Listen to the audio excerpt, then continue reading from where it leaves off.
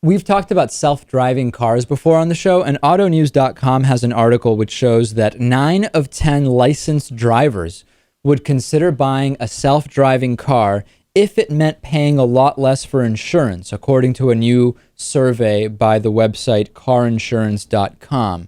The survey also asked consumers if they would buy a vehicle, automated vehicle, even without insurance savings, and 20% said they would anyway, regardless of an insurance discount.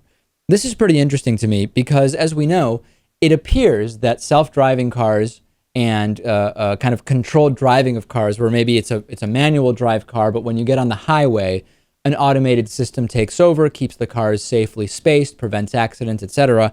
This has to be something that's coming up, Lewis. Statistically speaking, driving is a very dangerous activity, and it's hard to imagine that as lifespans continue to expand, medical advances continue, relative to that, driving a car the way we do it now is going to seem disproportionately even more dangerous.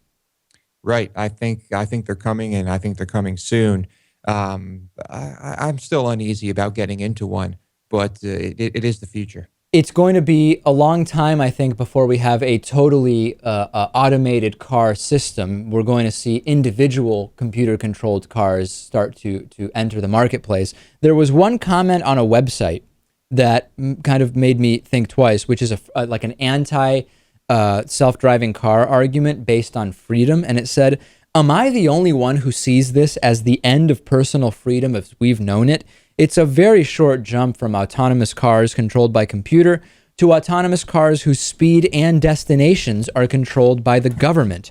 Have we become so lazy and self-absorbed that we don't want control over our own destinies? Is it more important to text, talk, or read than to experience freedom on the road? The majority won't tolerate it, and at that point we could legitimately prove to be a hazard to the computer-controlled vehicles. So, what do you think about this anti-freedom argument? I think that for people who still want to drive from a recreational standpoint, you're still going to be able to. There will be many opportunities to do that. We're talking about drastic reductions in the number of people killed in car accidents, which is just an astronomical figure. Yeah, and I think, who knows, maybe we'll get to the point where there are many, many restrictions on driving your own vehicle.